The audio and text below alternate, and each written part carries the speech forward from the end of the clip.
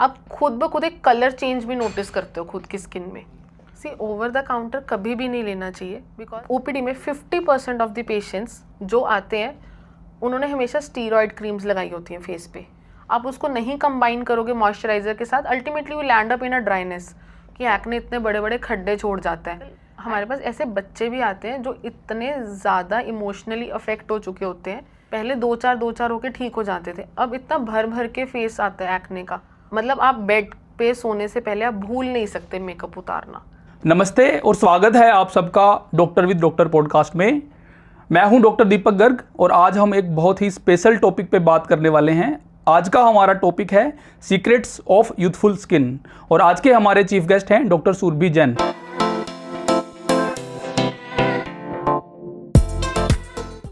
Doctor Surabhi Jain एक famous dermatologist हैं बठिंडा पंजाब में। डॉक्टर सुरभि जैन का डॉक्टर विद डॉक्टर पॉडकास्ट में बहुत बहुत स्वागत है। Thank you sir.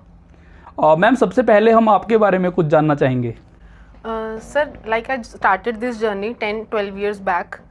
तो मेरी जो MBBS ग्रेजुएशन है it is from Adesh institute, it's in Bathinda only. And after that मेरी जो इंटर्नशिप थी वो सेक्टर 16 चंडीगढ़ से थी। उसके बाद व्हेन हमने जब MD प्रिपरेशन की कोचिंग स्टार्ट की तब मुझे लगता था कि शायद डर्मेटोलॉजी ब्रांच मुझे कभी मिल नहीं पाएगी, which was my dream branch, because बहुत क्रीम ब्रांच है, बहुत जल्दी सीट्स ख़त्म हो जाती हैं, बहुत जल्दी फिलअप हो जाता है। But with God's grace I achieved a very good rank in all India and मुझे ड्रीम कॉलेज सेक्टर 32 चंडीगढ़ में एडमिशन भी मिली एंड वहाँ से मेरी पोस्ट ग्रेजुएशन है। उसके बाद now I am practising in Bathinda since the last 3-4 years। हमारा आज का टॉपिक है यूथफुल स्किन, यानी कि हम जितने भी सोसाइटी में लोग हैं ऑलमोस्ट सब लोग चाहते हैं कि वो हमेशा जवान दिखें। तो मैम, कौन से ऐसे फैक्टर्स हैं जो हमें हमारी यूथफुल स्किन के लिए रिस्पॉन्सिबल होते हैं? आजकल क्या है सर कि विद जैसे जैसे हमारी जनरेशन्स बढ़ती जा रही हैं बहुत सारी चीज़ें लाइफ में चेंज होती जा रही हैं। उसमें सिर्फ हमारे इंटरनल फैक्टर्स ही नहीं, एक्सटर्नल फैक्टर्स भी बहुत रोल प्ले करते हैं। तो अगर हम बहुत जर्नली डिस्कस करें कि एक हर इंसान को जो लाइफ स्टाइल चेंजेस करनी चाहिए for a youthful skin, except for the doctor से जाने से पहले it should be like you should exercise, you should give time to your physical activity. वो बहुत ज़रूरी है because it relaxes your muscles, it maintains your skin tone, it pumps blood to your skin। वो आपके stress level को भी बहुत कम करता है। Second, the most important factor जो आज के लाइफ स्टाइल में बहुत ज़रूरी है, to decrease the mental stress. वो चाहे आप मेडिटेशन करो, चाहे आप योगा करो, चाहे आप हॉबीज़ परस्यू करो, चाहे जैसे मर्जी करो, because when you have mental stress आप कुछ मर्जी लगा लो, कुछ मर्जी कर लो, you will speed up the ageing process. वो एजिंग प्रोसेस बहुत स्पीड अप हो जाता है। You should have a good you should have a good drinking water, like you should at least take 2-3 liters in a day.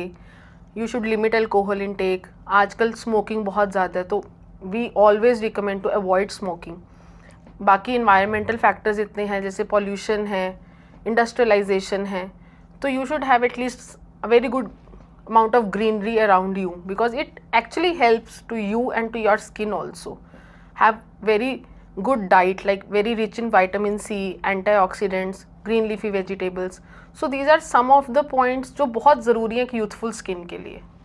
तो ma'am, जैसे हमने naturally चीज़ों की आपने हमको बताया कि डेली एक्सरसाइज करनी चाहिए, खाना पीना हेल्दी और अच्छा होना चाहिए, बैड हैबिट्स जिनको हम बोलते हैं जैसे कि अल्कोहल स्मोकिंग अवॉइड करने चाहिए, ग्रीन लीफी वेजिटेबल्स खाने चाहिए, ज़्यादा से ज़्यादा पानी पीना चाहिए। तो मैम, ये सारे नेचुरल तरीके हैं जिनके थ्रू हम हमारी स्किन को यूथफुल बना सकते हैं। क्या इसके अलावा कोई और ऐसे फैक्टर्स भी हैं मैम जो आर्टिफिशियल फैक्टर्स या जो बाहर से कंट्रीब्यूट करते हैं फैक्टर, जैसे कि सनस्क्रीन के बारे में बहुत लोग बात करते हैं, सनस्क्रीन का इन चीज़ों में क्या रोल है मैम? सी, सनस्क्रीन हमें आजकल जैसा क्या हो गया कि पहले हम इतना स्क्रीन टाइम हमारा नहीं होता था, आजकल स्पेशली आफ्टर द कोविड हमारा स्क्रीन टाइम ही बहुत ज़्यादा बढ़ गया है।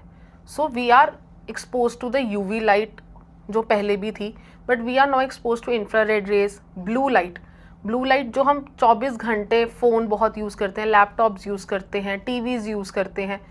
तो sunscreen is a must now because हम आजकल और जो सनस्क्रीन्स भी आते हैं वो ब्रॉड स्पेक्ट्रम है विच protect you from UVA, UVB, infrared, blue light, ताकि आपकी एजिंग को वो स्लो डाउन कर सके, वो आपको प्रोटेक्ट कर सके इन सब रेस से। That is why we always say कि चाहे सर्दियाँ हो, गर्मियाँ हो, मानसून्स हो, बारिश हो, आपने धूप में जाना है, बाहर नहीं जाना, but you should always apply a sunscreen in the morning. Ma'am अभी जो आपने बताया ये मेरे माइंड में भी मिसकंसेप्शन था कि सनस्क्रीन सनलाइट में जाने के लिए हम यूज़ करते हैं। तो क्या ये फ़ोन से जो निकलने वाली अल्ट्रावायलेट रेज हैं या फिर जो टीवी से निकलने वाली रेज हैं, इन रेज से भी क्या सनस्क्रीन प्रोटेक्ट करता है हमें? येस, बिकॉज इनमें ब्लू रेज होती हैं and blue rays affects your skin internally. वो आपके डर्मिस लेवल पे कोलेजन रीमॉडलिंग को रोकती हैं, उसको स्लो डाउन करती हैं, तो आपको एजिंग प्रोसेस को स्पीड अप करती हैं। और आजकल तो हमारा लेट नाइट टीवी ऑलरेडी इतना है, फ़ोन्स इतना है, और हम सुबह से लेके कितनों का तो जॉब प्रोफाइल ही यही है कि सारा स्क्रीन्स के आगे है। तो येस वी से कि आप अपने चाहे बाहर नहीं जाना, but you should always apply a sunscreen. वो आप जब रेगुलर सनस्क्रीन लगाना शुरू करते हो ना, आप कुछ भी मत फॉलो करो और एंटी एजिंग क्रीम्स कोई procedures, just simply start applying a sunscreen. आप 2 ईयर्स लगाओ कम से कम उसको। वी नॉट से कि 1 महीने में आपको जादू दिखेगा। It is not like, it's not a magic wand कि हमने घुमाया और कुछ बदल गया। Just give it some time. आप खुद ब खुद एक कलर चेंज भी नोटिस करते हो खुद की स्किन में। तो मैम सनस्क्रीन कितनी बार लगाना चाहिए daily? See, ideally it depends on your profile. We always say to repeat it like after 3-4 hours in a day. So like we say thrice in a day.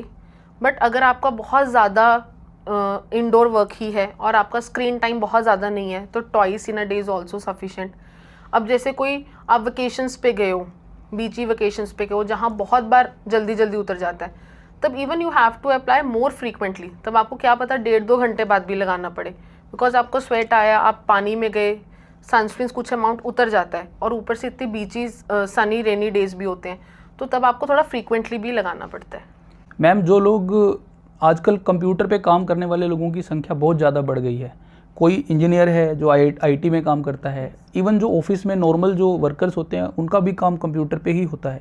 तो क्या man और women जो computer पे day and night काम करते हैं, उन लोगों के लिए सनस्क्रीन 3 to 4 आवर्स लगाना, 3 to 4 आवरली लगाना रिकमेंडेड है? Yes, it is recommended. We always say to the patient to repeat it after at least after ज़्यादा, अगर वो बहुत टाइम नहीं निकाल पा रहे हैं, हर 3 घंटे, हम उनको बोलते हैं कम से कम 4-5 घंटे बाद रिपीट कर लो, एटलीस्ट 2 टाइम्स तो लगाएं।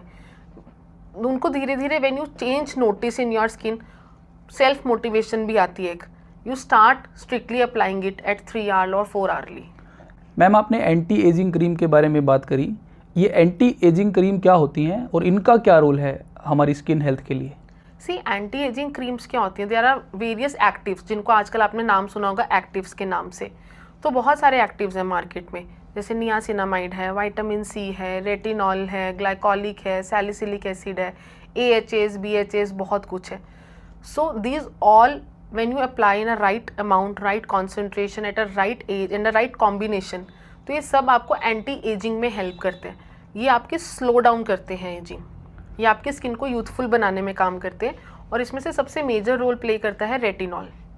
तो मैम ये जो एंटी एजिंग प्रोडक्ट्स होते हैं, क्या हमें ये डे टू डे लाइफ में रिकमेंडेड होते हैं? क्या हमें ये लेने चाहिए? येस, ये हमें एक सर्टन एज के बाद स्टार्ट करना चाहिए। जैसे suppose after 20s we don't recommend आप सीधा एंटी एजिंग पे स्टार्ट करो। तब हम एक सिंपल मॉइस्चराइजर और एक sunscreen and a simple cleanser which is a minimum to your skin, अभी तब हम बोलते हैं कि एटलीस्ट आप इतना करना स्टार्ट करो। When you are in a late 20s like 28, 29, 30s में पहुंच जाते हो, बिकॉज जैसे जैसे आप एज करते हो ना, आप सिर्फ एक्सट्रिंसिक फैक्टर से एजिंग नहीं होती, आपकी इंटरनली भी एजिंग स्टार्ट होती है। जैसे सपोज आप फेस ही ले लो, तो जैसे we have a bone, then we have a fat, then we have a muscle, then again fat, फिर स्किन आती है। तो दिस ऑल लेयर्स एज करती हैं। It is not only skin which is ageing, bone भी कम होती है, फैट भी ख़त्म होता है, मसल्स भी वीक होती हैं, स्किन का टेक्सचर भी चेंज होना स्टार्ट होता है। तो yes, we should start anti ageing. तो मैम जैसे आपने बताया कि 20 ईयर्स की एज के बाद या फिर 30 ईयर्स की एज के बाद एंटी एजिंग, तो क्या ये जो रिकमेंडेशन है सोसाइटी में सब लोगों के लिए है, मेल्स के लिए, फीमेल्स के लिए, या इसमें कुछ वेरिएशन होती है? नहीं, जब सबका एजिंग सेम है, सब में जब सारा स्ट्रक्चर ही सेम है, सारी लेयर्स नहीं ही मैम, सेम एक्चुअली सोसाइटी में बहुत बड़ी मिसकंसेप्शन है कि एंटी एजिंग प्रोडक्ट्स वुमेन्स के लिए होती हैं, मेंस को नीड नहीं होती। नहीं, ऐसा नहीं है। मेंस ऑल्सो एज, बस ये होता है कि कुछ चीज़ें सी फीचर्स चेंज हो जाते हैं। जैसे फीमेल्स में कुछ चीज़ें बिल्कुल एक्सेप्टेबल नहीं है, जैसे अगर आप सपोज ये लगा लो कि आइज के अराउंड रिंकल्स आ रहे हैं, females don't like it at all. But अगर हम मेल्स में वो रिंकल्स आ रहे हैं, वो थोड़ा मैस्कुलैरिटी भी दिखाता है, तो उन पे वो फीचर थोड़ा अच्छा भी लगता है ना। तो उसमें हम जब बोटॉक्स भी करते हैं तो हम मेल्स में थोड़े से क्रोज फेस छोड़ते हैं, वी डोंट वांट इट कि वो पूरे ना दिखें, क्योंकि वही है जो चीज़ आपके थोड़े से मस्कुलाइन फीचर्स को और फीमेल फीचर्स को थोड़ा डिफ्रेंशिएट भी करता है, उन पे वो लुक थोड़ा अच्छा भी लगता है। फीमेल्स में जैसे वो नहीं अच्छा लगता, but yes anti ageing is for all, for mails for females. Ma'am society में मैक्सिमम लोग अगर एंटी एजिंग प्रोडक्ट्स यूज़ करते हैं तो मोस्टली वो over the counter anti ageing products लेते हैं, यूजुअली डॉक्टर की रिकमेंडेशन नहीं लेते। कोई भी जैसे एंटी एजिंग प्रोडक्ट लेना है, जो भी हमने नाम लिए, मोस्टली हम केमिस्ट के पास जाके वो खरीद लेते हैं और उनको लेना स्टार्ट कर देते हैं। इसके बारे में आप क्या बोलना चाहेंगे? क्या हम ओवर द काउंटर ले सकते हैं या हमें डॉक्टर की रिकमेंडेशन लेनी चाहिए? सी ओवर द काउंटर कभी भी नहीं लेना चाहिए, because I tell you an example. आपने सुना होगा कि हमारे पास आजकल ओपीडी में 50% ऑफ द पेशेंट्स जो आते हैं उन्होंने हमेशा स्टीरॉयड क्रीम्स लगाई होती हैं फेस पे, बिकॉज लोगों को क्या चाहिए होता है कि वो जाते हैं दुकान पे कि हमारे झुर्रियाँ आ रही हैं, हमें 30-40 रुपए की कोई ट्यूब दे दो।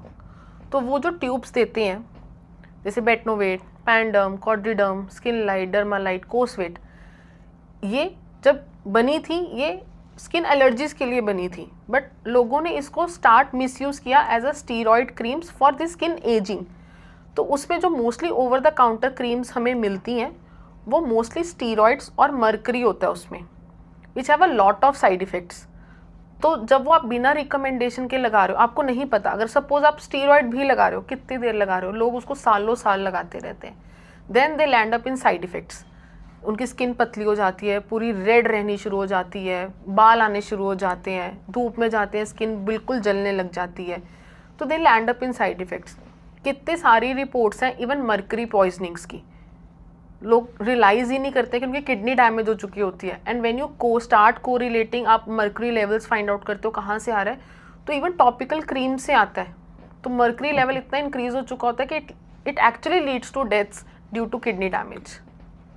तो yes, we always recommend go to your dermatologist, please visit them, उनको आप स्किन एनालाइज कराइए। अब हर किसी की स्किन सेम तो नहीं है, some have dry skin, some have combination, some have sensitive, किसी की ऑयली है, किसी का सिर्फ टी जोन ऑयली है, साइड्स पे ड्राई रहता है ना। तो वो सारा एक कॉम्बिनेशन मिक्सचर होता है, किसी को पिगमेंटेशन है, किसी को एक्ने है, तो हर किसी की वो नीड के हिसाब से हम कस्टमाइज़ किया जाता है। बहुत सारे लोगों को मैंने देखा है, जिन लोगों को अपनी स्किन की टेंशन होती है वो डर्मेटोलॉजिस्ट के पास जाना चाहते हैं, लेकिन उनको ये नहीं पता होता कि वो जाके बात क्या करें, क्योंकि कोई प्रॉब्लम नहीं है, केवल उनके माइंड में टेंशन है। उन लोगों के लिए आप क्या बताना चाहेंगे?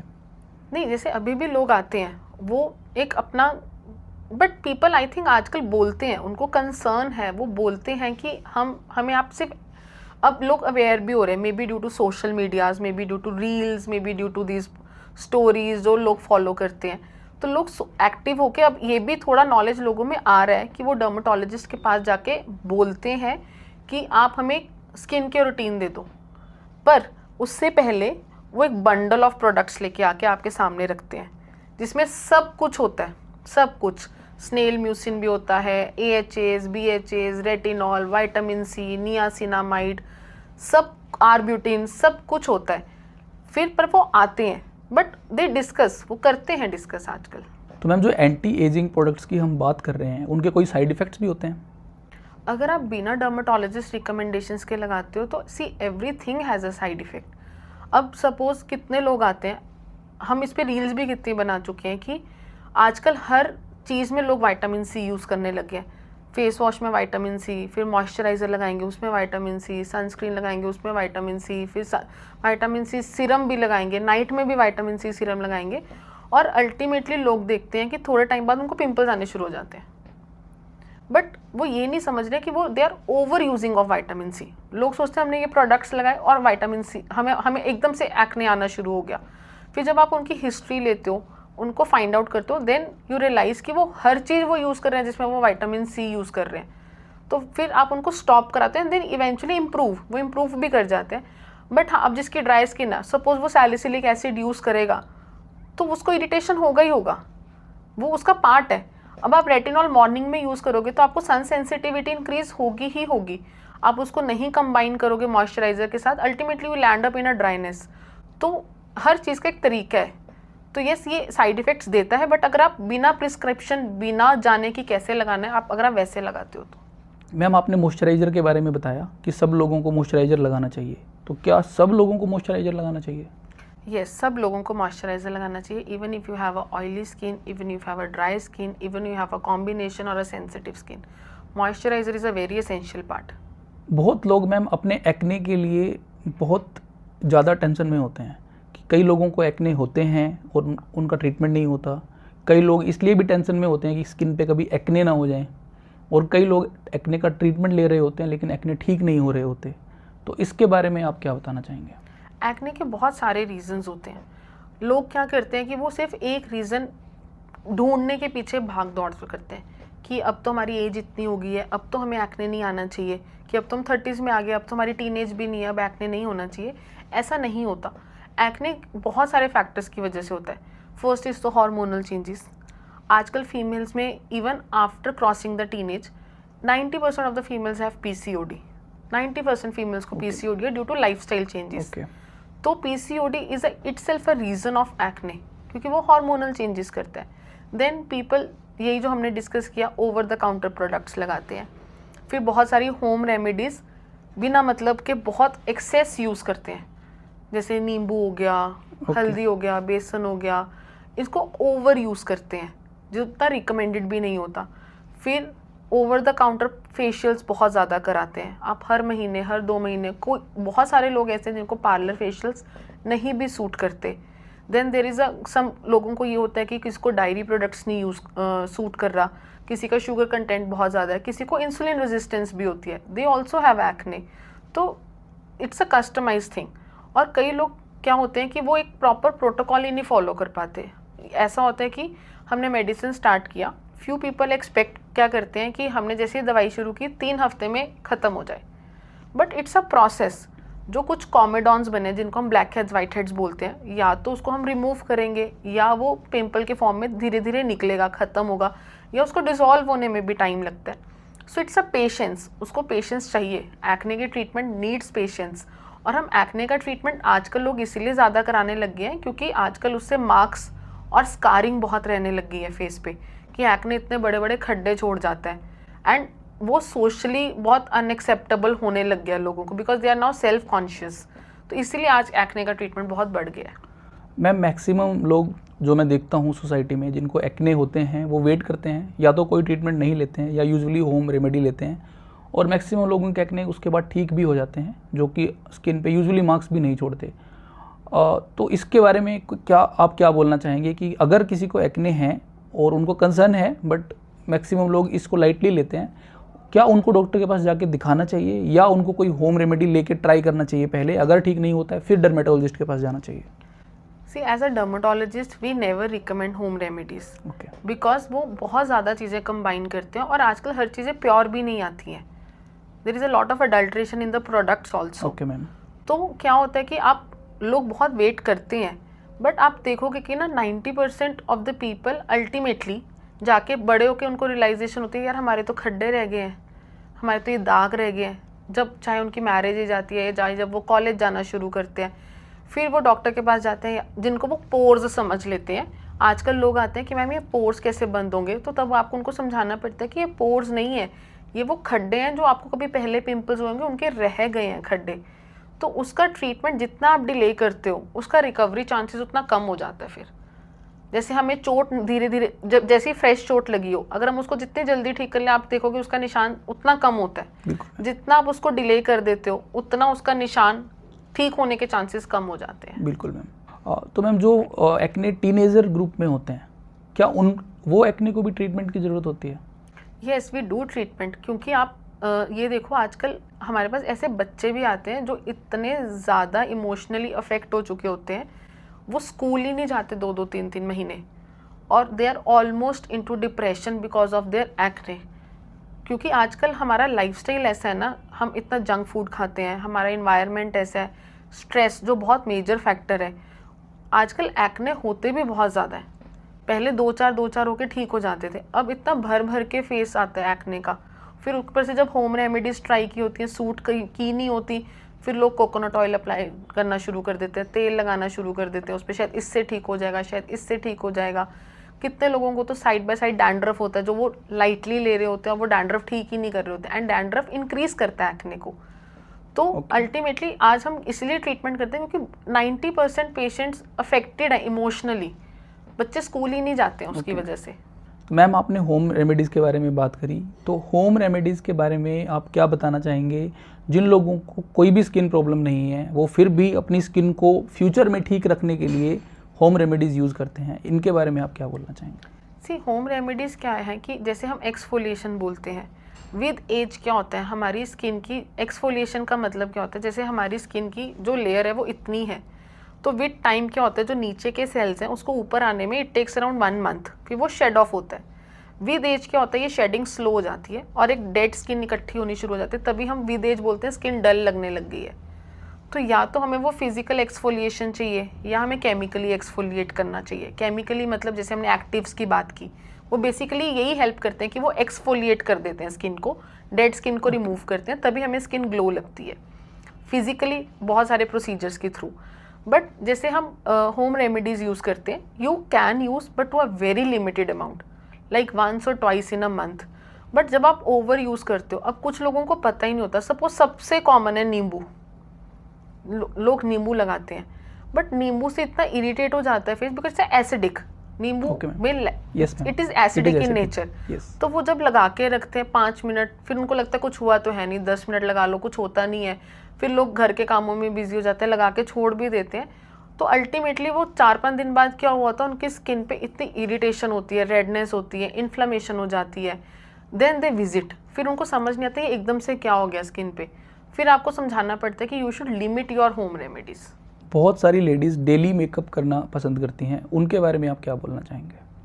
डेली मेकअप बहुत सारे प्रोफेशंस में करना भी पड़ता है, बहुत सारे प्रोफेशंस की डिमांड है डेली मेकअप।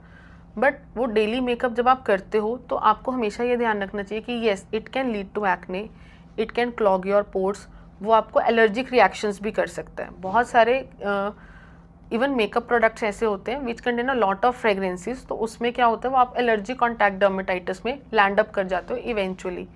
और बहुत सारे लोग ऐसे होते हैं जो रात को मेकअप उतारना ही भूल जाते हैं, which is the worst thing, वो सबसे ही वर्स्ट है।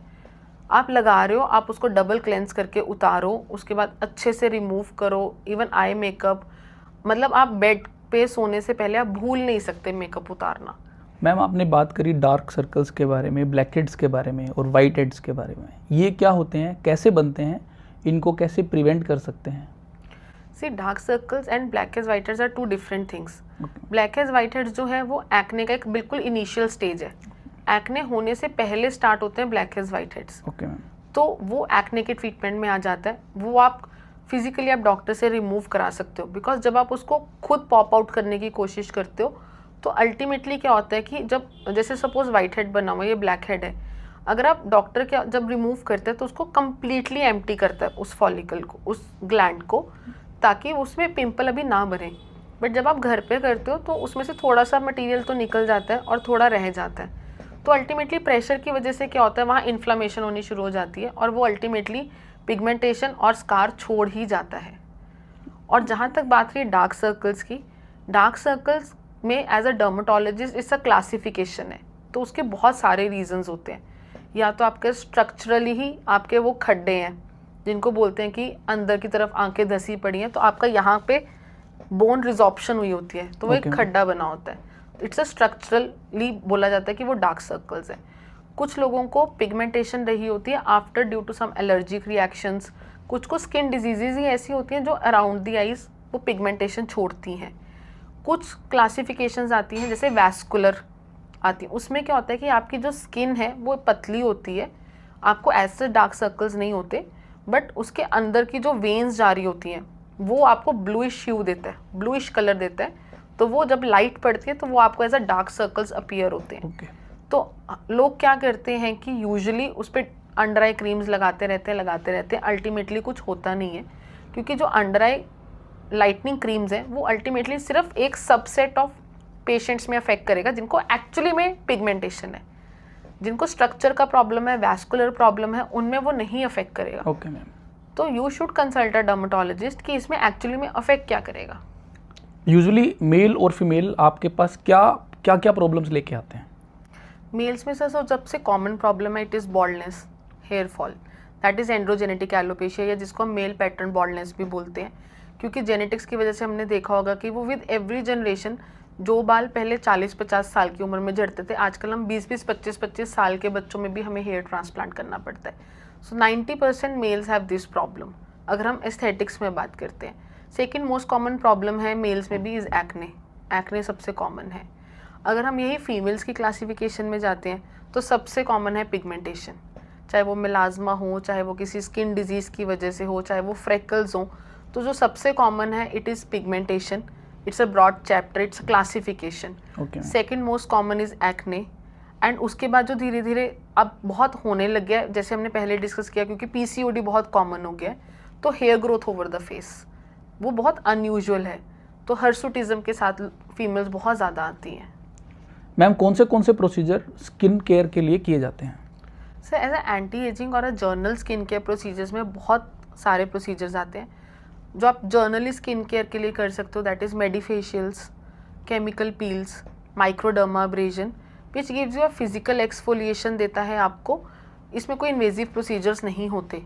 फिर when you go to other things, another is a lasers. Lasers में बहुत सारी हैं, जैसे लेजर्स फॉर हेयर रिडक्शन आता है, लेजर्स फॉर पिगमेंटेशन आता है। आजकल तो लेज़र फॉर टैटू रिमूवल या कुछ बर्थ मार्क्स भी ऐसे हैं जो हम लेज़र से आजकल काफ़ी हद तक उसको रिमूव कर पाते हैं।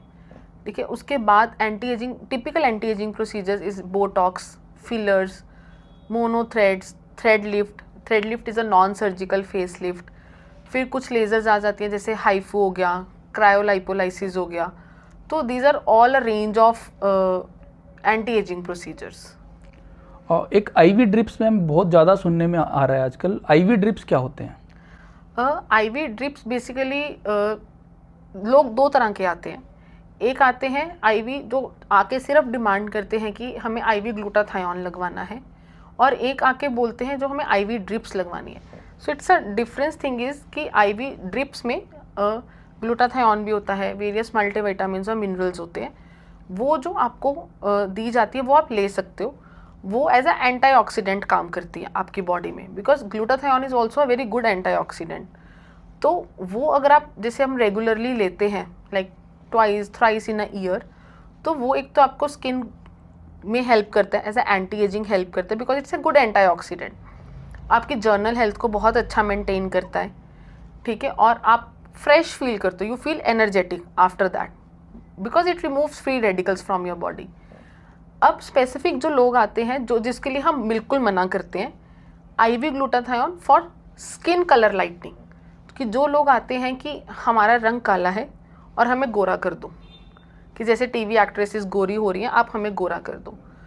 तब हमें उनको समझाना पड़ता है कि ग्लूटाथायोन जब वो इन्वेंट हुआ था वो लीवर सिरोसिस पे यूज़ होता था। तो वो कैसे पता चला कि स्किन लाइटनिंग करता है? क्योंकि लोगों ने नोटिस करना शुरू किया कि जिनको हम ग्लूटाथायोन देते हैं उनकी स्किन बहुत अच्छी क्वालिटी की हो रही है, पर जो वो स्किन लाइटनिंग करता है वो उसके ओवर डोजेज ऑफ यूज़ से होता है। जैसे जो जर्नल रिकमेंडेशन होती है वो 600 to 1200 मिलीग्राम के आसपास होती है, maximum up to 2400 milligrams. But जब आप इससे ऊपर जाना शुरू करते हो तो उस पर कोई डाटा नहीं है अभी हमारे पास, but it can lead to side effects also. आपकी किडनी डैमेज हो सकती है, आपका रेटिना डैमेज हो सकता है, क्योंकि मेलानिन है ना, तो वो मेलानिन को ख़त्म करता है। तो you can have side effects, of eye के साइड इफ़ेक्ट्स आ सकते हैं। तो वो एज अ स्किन कलर को लाइट करने के लिए हम मना करते हैं, क्योंकि उसका रिजल्ट भी टेम्परेरी है, क्योंकि वो तब तक ही मेलानिन को सप्रेस करके रखेगा ना जब तक आप उसको दे रहे हो। वंस यू स्टॉप इट, आपका कलर फिर से वो रीगेन वैसा होगा, तो उसके लिए हम वो बिल्कुल मना करते हैं। बोटॉक्स के बारे में भी मैम बहुत क्यूरियस हैं लोग, बोटॉक्स के बारे में आप क्या बताना चाहेंगे? पहली बात तो बोटॉक्स से लोग डरते बहुत हैं। बोटॉक्स तो बेसिकली क्या है कि Botox it's a botulinum toxin. Botox तो चलो एक पेटेंटेड नेम है जो एलर्गन कंपनी का है, तो it's a different issue. But वो इतना कॉमन हो गया है कि वो सब बोटॉक्स ही बोलने लगे। But we always use the term botulinum toxin. वो एक टॉक्सिन होता है जो मसल्स को रिलैक्स करता है। तो जब वो मसल्स को रिलैक्स करता है तो जो आपके वो मसल मूवमेंट पे यहाँ पे फोरहेड लाइंस आती है, क्रोज फीट, बेसिकली जो रिंकल्स दिखते हैं दे रिलैक्स डाउन। तो लोगों को लेकिन ये डर लगता है कि इससे तो हमारा फेस फ्रीज हो जाएगा। फ्रीज तब होगा व्हेन वी ओवरडू इट। कोई भी हम ओवरडू करेंगे, जब हमने यूनिट्स जितने हमें चाहिए होंगे, अगर हम उससे ज़्यादा लगा रहे हैं तो obviously it gives you a frozen face. But अगर आप एक एक्सपर्ट हैंड से लगवाते हो जिसको पता है कि कौन सी मसल में लगाना है, कितने यूनिट्स लगाने हैं, कितने गैप पे लगाना है, कितने इंटरवल के बाद लगाना है, 6 महीने बाद, साल बाद लगाना है, तो it is safe in nature. और बोटॉक्स तो बहुत चीज़ों में यूज़ हो, it's a medicine. Basically botulinum toxin is a medicine. लोगों को लगता है कि ये it's a hype, but it's a medicine actually, क्योंकि कितनी चीज़ों में यूज़ करता है। ये ओवर स्वेटिंग में यूज़ किया जाता है, हाइपर हाइड्रोसिस, जिनको पाम्स और फीट पे या अंडर आर्म्स में बहुत ज़्यादा स्वेट रहता है, जिनको इवन बहुत सर्वाइकल या नेक पेन रहता है, ये ट्रेपीजियस मसल को रिलैक्स करने के लिए यूज़ करते हैं, ब्लेफेरोस्पाज्म में यूज़ करते हैं। So it's basically a medicine and it is approved for use in the wrinkles also. और ये लास्ट क्वेश्चन है मैम हमारा इस राउंड का, स्ट्रेच मार्क्स के बारे में आप क्या बताना चाहेंगे? सी स्ट्रेच मार्क्स हमारी बॉडी पे आते हैं whenever there is a increase in height. जब आप वेट बढ़ाते हो, वेट कम करते हो, जिम जाते हो, क्योंकि मसल मास बढ़ता है, तो उस टाइम क्या होता है, स्किन उतनी जल्दी रैपिडली नहीं स्ट्रेच हो पाती, तो वो कोलेजन वहाँ पे ब्रेक डाउन हो जाता है, तो वहाँ पे स्ट्रेच मार्क्स बन जाते हैं। अब लोगों को ये लगता है कि वो उस पर भी लोग सबसे बड़ी गलती ये करते हैं, उस पर भी स्टीरॉयड्स क्रीम लगा के वो उनको लगता है इससे ख़त्म हो जाएगा, बट अल्टीमेटली वो बढ़ जाते हैं। क्योंकि उससे अल्टीमेटली क्या होता है स्टीरॉयड क्रीम से, कि वो स्किन पतली हो जाती है और स्ट्रेच मार्क्स ने बढ़ जाना होता है। तो स्ट्रेच मार्क्स आप उससे जब विद इन अ ईयर अगर आप ट्रीटमेंट स्टार्ट करते हो तो येस आप उसको काफ़ी हद तक कम कर सकते हो, काफ़ी हद तक, like you can reduce it to 70, 80, 90%। After that जितने वो मेच्योर होते जाते हैं, द सेम एज जैसे हमने चोट लगने वाली बात की थी, वो उतने ही कम होते, उसका रिकवरी चांसेस उतना ही कम होता जाता है इवन विद द प्रोसीजर्स। तो मैम ये हमारा पहला राउंड था और जिसमें हमने जनरल क्वेश्चंस के बारे में बात करी, यूथफुल स्किन के बारे में। अब हमारा सेकंड राउंड है जिसका नाम है मिथ एंड फैक्ट। इसमें हम आपसे लोगों के मन में कुछ धारणाएं हैं जो कि गलत भी हो सकती हैं और सही भी, उनके बारे में आपसे पूछेंगे, आपको बताना है कि वो सही हैं या गलत हैं। तो हमारा सबसे पहला क्वेश्चन है, ज़्यादा एक्सपेंसिव ज़्यादा बेटर। तो लोग बहुत सोचते हैं कि अगर महंगे प्रोडक्ट लगाएंगे तो वो बढ़िया होंगे। नहीं सर, ऐसा बिल्कुल भी नहीं है। सस्ते प्रोडक्ट्स भी आते हैं मार्केट में जो बहुत अच्छा काम करते हैं। तो कुछ लोग एंटी एजिंग स्टार्ट इसीलिए भी नहीं कर पाते कि उनको लगता है कि इसमें तो बहुत महंगी महंगी क्रीम्स डॉक्टर लिख देंगे, बहुत महंगे महंगे सनस्क्रीन, बहुत महंगी महंगी एंटी एजिंग क्रीम्स लिख देंगे, बट ऐसा नहीं होता। ये ऐसा है कि जैसे सपोज़ एक लोकल ब्रांड का शू लिया आपने और एक नाइकी का शू लिया, कुछ क्वालिटी डिफरेंस भी होता है और कुछ हद तक नहीं भी होता। तो एक हमेशा लाइन होती है कि आपको उसमें से जितना एक्सपेंसिव प्रोडक्ट होगा उसकी एटलीस्ट 70-80% क्वालिटीज़ आपको एक नॉर्मल रेंज ऑफ प्रोडक्ट में भी मिल जाती है। बहुत सारे लोग मैम सोचते हैं कि अगर फ्रिक्वेंट फेशियल करेंगे तो रिंकल्स को फ्यूचर में प्रिवेंट किया जा सकता है। नहीं सर, ऐसा बिल्कुल नहीं होता है, क्योंकि जैसे हमने बात की कि जो फेशियल्स हैं वो क्या करते हैं, लिम्फैटिक ड्रेनेज को इम्प्रूव करते हैं हमारे फेस पे, ये आपकी स्किन को फिजिकली एक्सफोलिएशन में हेल्प करते हैं। जो रिंकल्स हैं ऑन द अदर हैंड वो मसल्स की एक्टिविटी की वजह से बनते हैं। तो उस दोनों का कंसेप्ट ही बिल्कुल डिफरेंट है। तो ऐसा नहीं है कि अगर आप बार बार फेशियल्स कराते रहोगे तो आपको रिंकल्स आएंगे ही नहीं, ऐसा नहीं होता। कोकोनट ऑयल हर स्किन प्रॉब्लम का इलाज है? नहीं सर, ऐसा होता तो फिर तो डर्मेटोलॉजिस्ट होने ही नहीं चाहिए थे, क्योंकि बिल्कुल मैम, बट लोग ऐसा सोचते हैं। Coconut oil as a moisturiser का काम करता है। तो जब भी आप मॉइस्चराइज़र कुछ भी लगाते हो तो एक थोड़ा सूदिंग इफेक्ट देता है। तो जैसे कि हम देखते हैं कि 99% ऑफ द स्किन प्रॉब्लम्स के साथ इचिंग होती है, it's a part and parcel of the skin problems. तो उनको उस चीज़ में रिलीफ मिलता है इचिंग में। वो आप कोई भी सूदिंग एजेंट लगाओगे आपको मिलेगा। आप कोकोनट ऑयल नहीं ऑलिव ऑयल लगा लो, ऑलिव ऑयल नहीं आलमंड ऑयल लगा लो, उसकी जगह कोई मॉइस्चराइज़र लगा लो, वैसलिन पेट्रोलियम जेली लगा लो, आपको वो सूदिंग इफेक्ट कुछ टाइम के लिए मिलेगा। तो इसका मतलब ये नहीं है कि आपकी स्किन प्रॉब्लम्स ही वो ठीक कर देगा। सिल्क पिलोज पे सोना रिंकल्स प्रिवेंट करता है? नहीं सर, अगर आप ये पूछते कि सिल्क पिलोज पे सोना आपके हेयर क्वालिटी को इम्प्रूव करता है तो वो सही था। Okay. रिंकल्स को इम्प्रूव नहीं करता है, बिकॉज जो सिल्क पिलोज हैं वो आपके, हाँ बट ये फैक्ट ज़रूर है कि जो सिल्क पिलोज हैं वो आपके हेयर की फ्रीजीनेस को ज़रूर कम करता है। Okay, ma'am. तो आपके हेयर की क्वालिटी ज़रूर बेटर होती है। डेली ज़्यादा पानी पीने से स्किन बेटर बनती है? नहीं सर, आई थिंक दिस ये बहुत लिमिटेड होता है कि आपको 2 to 3 litres in a day is sufficient for you to drink. ऐसा नहीं है कि आप सिर्फ पानी पे फोकस करते रहोगे और बाकी चीज़ों पे फोकस नहीं करोगे तो आपको स्किन का कोई प्रॉब्लम ही नहीं होगा, ऐसा नहीं है। Frequent Botox injection ageing prevent करता है? Sir frequent Botox injection depends कि आप कितना फ्रीक्वेंसी पे लगवा रहे हो। वो एक तो ये लोगों के मन में बहुत है कि हम एजिंग को प्रिवेंट कर रहे हैं, हम एजिंग को स्लो डाउन कर रहे हैं। वी कैन नॉट, हम प्रिवेंट कभी कर ही नहीं सकते हैं। एजिंग तो नेचुरल प्रोसेस भी है ना, एजिंग तो आएगा, हम उसको स्लो डाउन कर रहे हैं। तो बोटॉक्स क्या करता है कि जैसे आपने बोटॉक्स लगाया, आपके मसल्स रिलैक्स होते हैं। सी रिंकल्स 2 तरह के होते हैं, एक होता है डायनामिक, जब आप मूवमेंट कर रहे हो तब दिख रहे हैं, एक होते हैं स्टैटिक कि आप चाहे कुछ भी नहीं करें आपको दिखेगा कि कई लोगों की लाइंस परमानेंट ही दिख जाती हैं। तो बोटॉक्स जो है वो स्टेज 1 वालों में काम करता है कि जब आप मूवमेंट कर रहे हो तब जो बन रहे हैं रिंकल्स वो उन पे काम करता है। वंस दे गॉट स्टैटिक तो बोटॉक्स इतना इफेक्टिव नहीं रहता, तो वो पूरा प्रिवेंट नहीं करता, वो डिले करता है और विद टाइम आपको उसकी लेने की फ्रीक्वेंसी भी बढ़ जाती, कम हो जाती है, सॉरी ड्यूरेशन बढ़ जाती है। मतलब पहले अगर आपने 4 महीने में रिपीट करना पड़ा तो आप देखते हो टाइम धीरे धीरे टाइम के साथ आपको उसका थोड़ा कम रिपीट करना पड़ता है। मैम क्या ये सच है कि सन प्री मैच्योर एजिंग के लिए रिस्पॉन्सिबल होता है? हाँ जी सर, जैसे हमने बात किया कि जो सन रेज है वो आपकी एजिंग को बहुत इफेक्ट करता है। आप एक चीज़ देख के देखना कि जो गांव के लोग हैं जिनका एग्रीकल्चर का ही वर्क होता है, जो 12-12 घंटे धूप में रहते हैं, आप सेम एज का इंसान लो जो एक शहर में जो इंडोरी काम कर रहा है, आप उन दोनों का फेस देख के समझ जाओ कि ये धूप में ज़्यादा काम करता है। क्योंकि जो सनलाइट है और उसके अलावा जो धूप में काम कर रहा है उसको और भी फैक्टर्स हैं, जैसे पॉल्यूशन है, ह्यूमिडिटी है, इन्वायरमेंटल चेंजेस हैं, वो भी साइड बाय साइड उसको अफेक्ट कर रहा है। तो yes, it leads to early ageing.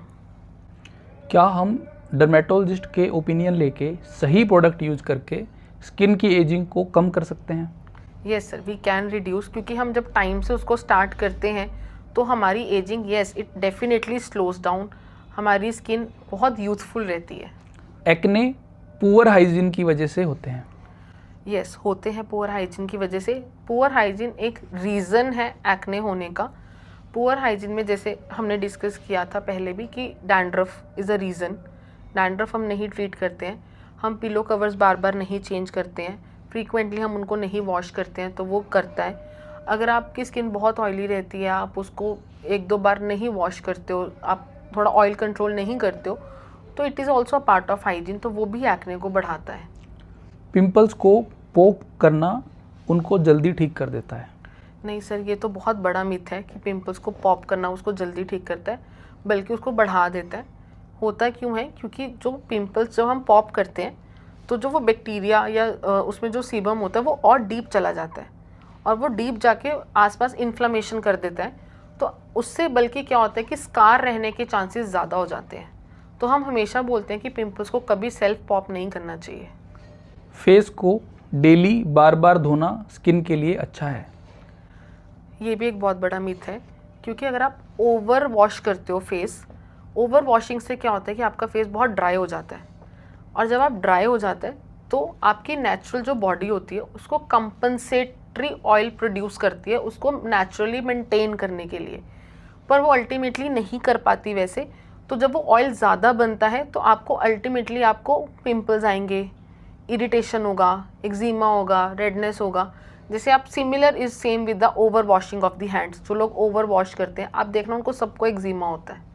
तो over washing of face is not recommended. Sunscreen केवल सनी डेज के लिए ही होता है? नहीं सर, सनस्क्रीन सर्दी हो, गर्मी हो, बारिश हो, रोज़ लगाना चाहिए। चाहे आपने धूप में बाहर जाना है चाहे नहीं जाना, आपको ज़रूर लगाना चाहिए, बिकॉज आजकल sunscreen they protect you from UVA, UVB, infrared as well as blue light also. तो आपको लगाना चाहिए। रगड़ रगड़ कर स्किन को साफ करने से स्किन बेटर हो जाती है? नहीं सर, ऐसा भी नहीं होता, क्योंकि बहुत सारी स्किन प्रॉब्लम्स ऐसी हैं जिसमें हम ओवर स्क्रबिंग तो स्पेशली मना करते हैं। One of those is amyloidosis, it's a skin condition. आप वो स्पेशली हम देखा जाता है कि उन लोगों में भी होता है जो बहुत सारे लूफाज यूज़ करते हैं। तो लूफाज यूज़ करने के बाद जब वो सन एक्सपोज्ड एरियाज़ में होता है तो उसमें ज़्यादा हो जाता है वो चीज़ें, माइलोडोसिस, बहुत सारी ऐसी स्किन कंडीशंस हैं। तो over usage of physical scrubbing at home is not recommended. अगर आप मिनोक्सिडिल स्किन पे लगाना बंद कर देते हैं तो हेयर फॉल इमीडिएटली वापस स्टार्ट हो जाता है? ये ना सर, ये सबसे बड़ा मिथ है, और ये थैंक यू आपने ये पूछा ये क्वेश्चन, ये ज़रूर हमें लोगों के माइंड में ठीक करना चाहिए। मिनोक्सिडिल सिर्फ एक टाइप ऑफ हेयर फॉल के लिए नहीं यूज़ किया जाता। मिनोक्सिडिल बहुत सारे टाइप्स ऑफ हेयर फॉल के लिए यूज़ किया जाता है। तो ये अगर हम भी गूगल करते हैं तो उसमें ये बहुत कॉमन आता है कि, और लोग हमें आके ओपीडी में बोलते हैं कि मैं मिनोक्सिडिल यूज़ नहीं करना चाहता क्योंकि मेरे दोस्त ने बोला था एक बार छोड़, जब आप लगाना शुरू कर दोगे तो आप उसको बंद नहीं कर सकते। आपको ये पता होना चाहिए आप लगा किस प्रॉब्लम के लिए रहे हो।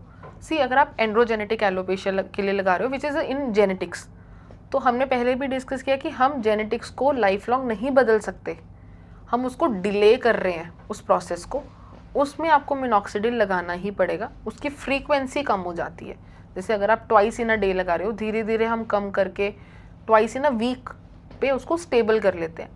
बट मिनोक्सिडिल जब कुछ और चीज़ों के लिए, टाइप्स ऑफ हेयर फॉल के लिए यूज़ किया जाता है, तो जब हम उनमें बंद करते हैं तो ऐसा नहीं होता, तब उनमें हेयर फॉल दोबारा नहीं बढ़ता।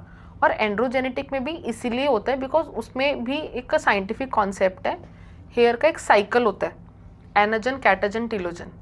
तो जो मिनोक्सिडिल है वो anagen is a growth phase of cycle okay ma'am. Hair का। तो मिनोक्सिडिल बालों को उस साइकिल में मेंटेन करने की कोशिश करता है ताकि वो काफ़ी टाइम के लिए रहें।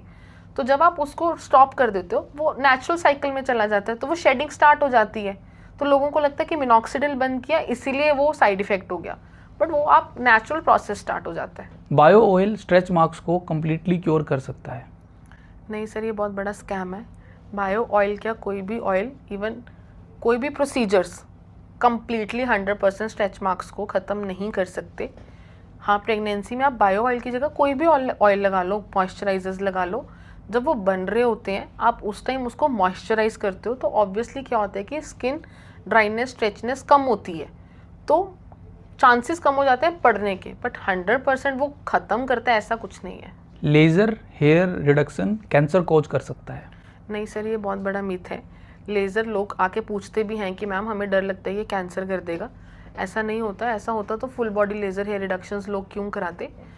लोगों को ये समझना ज़रूरी है कि जो लेज़र हेयर रिडक्शन के लिए डायोड लेज़र यूज़ की जाती है वो हेयर रूट के लेवल तक काम करती है, और वो एक स्पेसिफिक वेवलेंथ होती है जो सिर्फ उस स्ट्रक्चर को अफेक्ट कर रहा है, तो वो कैंसर कभी भी नहीं करती। तो मैम हमारा ये सेकंड राउंड था। अब हमारा थर्ड राउंड है जिसका नाम है रैपिड फायर। इसमें हम आपसे क्वेश्चन पूछेंगे और आपको कोशिश करनी है कि आप उनका आंसर 1 वर्ड में दें।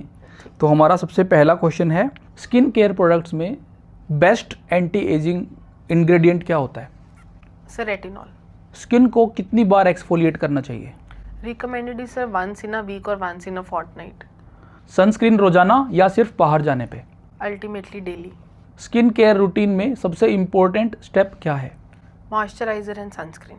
स्किन के लिए क्या बेटर है, हेल्दी डाइट या skin care product? First is healthy diet. सबसे अंडररेटेड स्किन प्रोडक्ट क्या है? Sir, Vaseline petroleum jelly. क्या लेजर हेयर रिडक्शन पतले बालों के लिए रिकमेंडेड है? नो, ये पतले बालों के लिए नहीं होता है। It is for moderate to thick hair growth के लिए। ओरल कोलेजन एक अच्छा एंटी एजिंग सप्लीमेंट है? नहीं, ये बहुत बड़ा, ये भी एक स्कैम है मार्केट में, बिकॉज ओरल कोलेजन कभी भी आपके नेचुरल कोलेजन को रिप्लेस नहीं करता। क्या टोनर आजकल यूज होता है? नहीं, ये एक कॉन्सेप्ट समझना चाहिए हमें। टोनर जब इन्वेंट हुआ था तब हम सोप्स यूज़ करते थे। जो सोप्स थे वो अल्कलाइन होते थे, बेसिक इन नेचर होते थे। तो टोनर क्या करता था, उसको पीएच बैलेंस कर देता था। पर आजकल जो हम फेस वॉशेज़ या क्लेंजर्स यूज़ करते हैं वो ऑलरेडी पीएच बैलेंस्ड होते हैं। तो आजकल टोनर यूज़ करना is just a wastage of your money and time. तो मैम ये था हमारा आज का शो जिसमें हमने स्किन केयर के बारे में बात करी। डॉक्टर सुरभि जैन का डॉक्टर विद डॉक्टर पॉडकास्ट में आने के लिए बहुत बहुत धन्यवाद। Thank you very much ma'am. आप सभी लोगों का ये वीडियो देखने के लिए बहुत बहुत धन्यवाद। Thank you very much. Thank you.